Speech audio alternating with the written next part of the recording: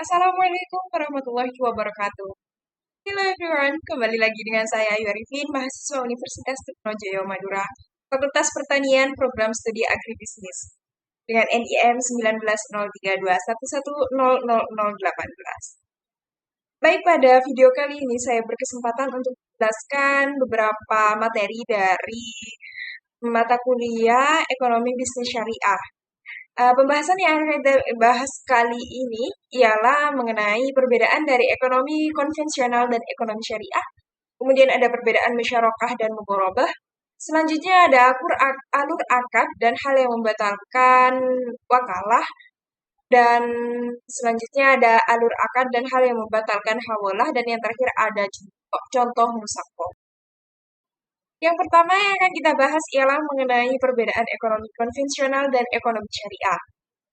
Pengertian dari ekonomi konvensional ialah sistem perekonomian yang memberikan kebebasan secara penuh kepada setiap orang untuk melaksanakan kegiatan perekonomian.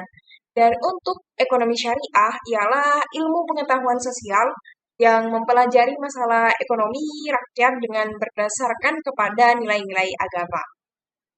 Kemudian perbedaan dari keduanya berdasarkan sumber utama ialah ekonomi konvensional ini berdasar kepada hal-hal yang bersifat positivity.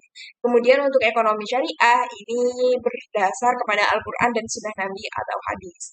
Untuk tujuannya ekonomi konvensional ini semata-mata untuk kesejahteraan duniawi dan semata-mata untuk mencapai kesejahteraan individu. Sedangkan ekonomi syariah ini untuk mencapai akhirat, fala di dunia dan akhirat ya, serta kesejahteraan dan keadilan bagi rakyat. Sedangkan untuk kepemilikannya, apabila ekonomi konvensional ini, setiap individu ini dibebaskan untuk memiliki kekayaan yang diperoleh, sedangkan ekonomi syariah, sumber kekayaan yang dimiliki ini hanyalah titipan dari Allah Subhanahu wa Ta'ala. Kemudian keuntungannya untuk ekonomi konvensional ini berdasarkan dari bunga. Dihasilkan dari bunga yaitu pengambilan keuntungan dari persentase modal. Sedangkan keuntungan dari ekonomi syariah ini berdasarkan dari bagi hasil yaitu mengambil keuntungan dari persentase pendapatan. Sedangkan prinsip dari keduanya itu juga berbeda yaitu apabila ekonomi konvensional ialah berdasar kepada prinsip goal oriented discipline, sedangkan ekonomi syariah ialah konsep scarcity.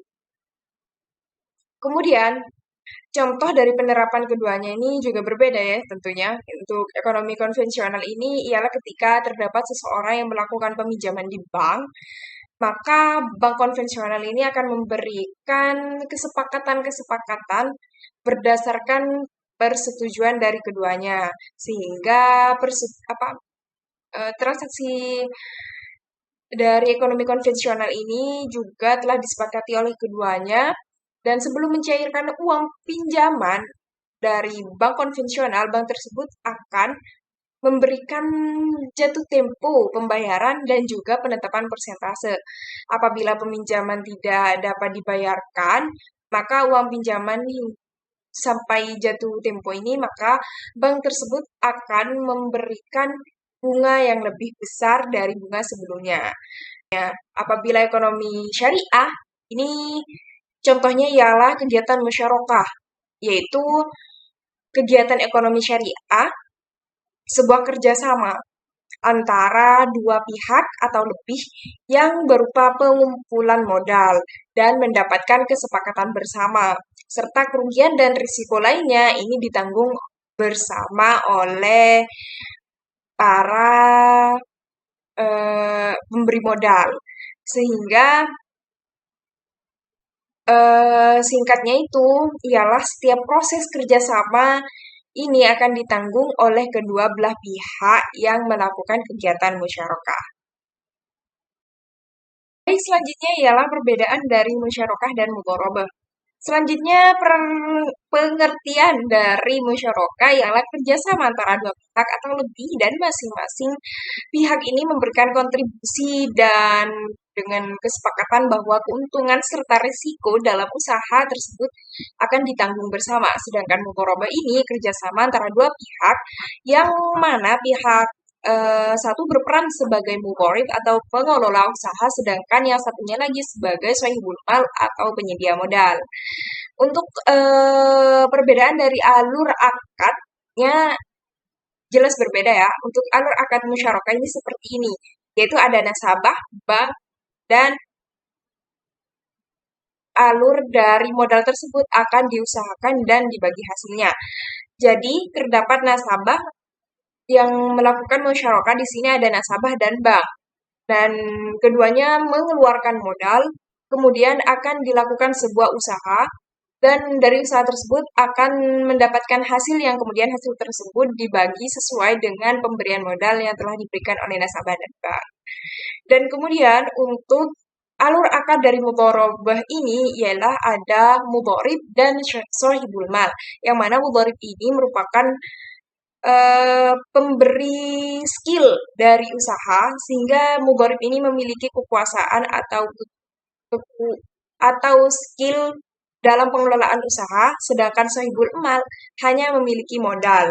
Jadi, mudharib ini memiliki syarat yang mana syarat tersebut ialah dia itu mengerti apa yang akan dia lakukan dan menguasai skill dari pengelolaan modal tersebut, termasuk usaha yang akan dijalankan.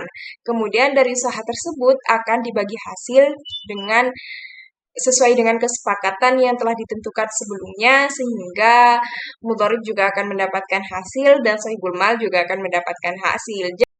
Kemudian selanjutnya mengenai wakalah.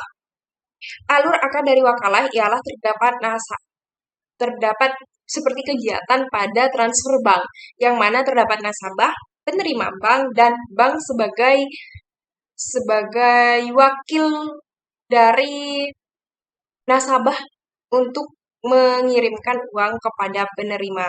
Wakalah ini maksudnya ialah wakil yang mewakili, sehingga yang bertindak sebagai wakil ialah bank, dan yang melakukan yang memiliki dana tersebut adalah nasabah, dan yang menjadi wakil adalah bank yang akan dikirimkan kepada penerima. Seperti itu. Kemudian hal yang membatalkan wakalah ialah yang pertama, salah satu pihak akad wafat atau gila. Kemudian yang kedua, apabila yang dimaksud akad wakalah selesai pelaksanaannya atau dihentikan dari pekerjaan tersebut. Kemudian yang ketiga ialah diputuskannya akad wakalah. Kemudian yang keempat, hilangnya kekuasaan atau hak pemberi kuasa atas suatu objek. Kemudian yang selanjutnya ialah hawalah. Alur akad dari hawalah ialah apabila terdapat seseorang yang misalkan seperti alur akad di atas ialah si A melakukan hutang kepada B dan si B melakukan hutang kepada si C. Nah, di sini si B ini berpiutang kepada si C sehingga uang si B berada di si C. Dan si A berpiutang kepada B sehingga uang si A berada di si B. Dan hingga akhirnya si C ini akan membayarkan uangnya si B terhadap si A yang sebelumnya si B berhutang kepada si A. Untuk hal yang membatalkannya ialah salah satu pihak membatalkan akad wakalah sebelum akad itu berlangsung secara tetap. Kemudian yang kedua ialah pihak kedua menghibahkan harta yang merupakan utang kepada akad hawalah itu kepada pihak ketiga. Kemudian pihak ketiga telah melunasi hutang menuntut pembayaran hutang kepada pihak pertama. Sedangkan pihak kedua wafat dan pihak ketiga merupakan ahli waris yang mewarisi. Kemudian yang terakhir ialah contoh dari musakoh. Kegiatan musakoh pada kegiatan pertanian di sekitar kita. Nah, di sini saya memberikan contoh pada kejadian yang ada di Desa Gili Timur, yaitu desa tempat saya tinggal, yang mana ada seorang pemilik lahan sawah yang melimpah, yaitu Bapak Dodi. Dia terkenal dengan sawah-sawahnya yang banyak sekali. Sedangkan ada juga dengan Bapak Roni yang terkenal sebagai petani yang handal dan jujur. Akan tetapi ia tidak memiliki lahan untuk dikerjakan. Karena Bapak Roni ini terkenal dengan kejujurannya dan dikenal juga sebagai orang yang baik di desa Gili Timur, maka beliau dipercaya oleh Bapak Dodi untuk mengerjakan lahan sawahnya dengan perjanjian yang telah disepakati oleh keduanya, baik sistem bagi hasil atau modal yang dikerjakan dan jenis tanaman yang akan dikelola. Setelah disetujui perjanjian tersebut, maka Bapak Doni ini memiliki tanggung jawab penuh terhadap lahan sawah yang dimiliki oleh Bapak Dodi. Akan tetapi di sini tidak dijelaskan seberapa lama Pak Doni akan mengerjakan sawah Pak Dodi ini. Sehingga kegiatan musako ini dinyatakan melanggar hukum syariah yang mana salah satu syarat dari kegiatan musako adalah menentukan tenggat waktu dari kegiatan tersebut berlangsung. Baik, cukup sekian penjelasan dari saya mengenai ekonomi bisnis syariah. Pada kesempatan kali ini, saya tutup. Terima kasih sudah menyaksikan penjelasan dari saya. Semoga bermanfaat dan mohon maaf apabila terjadi kesalahan baik dari kata atau penjelasan yang kurang tepat. Saya akhiri. Wassalamualaikum warahmatullahi wabarakatuh.